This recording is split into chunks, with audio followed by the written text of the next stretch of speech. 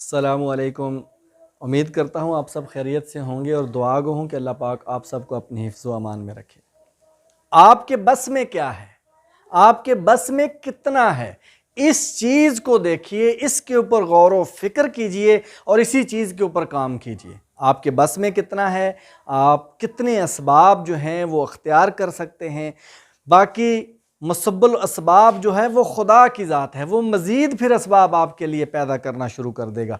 आपने ज़ाहरी असबाब पूरे करते हुए अल्लाह पर यकीन रख कर नताइज जो हैं अल्लाह पर छोड़ देने हैं और लगातार कोशिश करते रहना है। जब इस एटीट्यूड के साथ आप ज़िंदगी में आगे बढ़ेंगे तो दुनिया की कोई ताकत आपको नहीं रोक सकती, कामयाबी से नहीं रोक सकती, आगे बढ़ने से नहीं रोक सकती। ऊपर जहां तक आप अरूज पर जाना चाहते हैं आपको दुनिया की कोई ताकत नहीं रोक सकती। शर्त यह है कि अल्लाह पर यकीन कामिल हो, लगातार मुस्तकिल मिजाजी से आप अपने जो एटीट्यूड है उसमें ये चीज़ आपके में शामिल हो कि लगातार मेहनत कर रहे हों, लगातार जद्दोजहद कर रहे हों और अल्लाह पर यकीन के साथ कर रहे हों।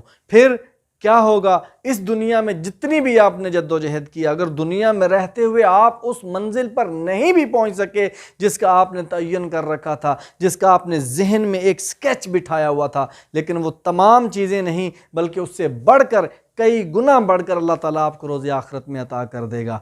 और बहुत ज़्यादा चांसेस हैं कि इस दुनिया में भी आप उस मंजिल को पा लेंगे, उस मुकाम पर पहुंच जाएंगे जब आप लगातार मेहनत करेंगे और अल्लाह पर यकीन रखते हुए मेहनत करेंगे। अल्लाह पर यकीन रखिए, लगातार यकीन रखिए और आगे बढ़ते जाइए। खुदा की ज़ात इंशाअल्लाह ज़रूर आपकी मदद करती रहेगी। Thank you.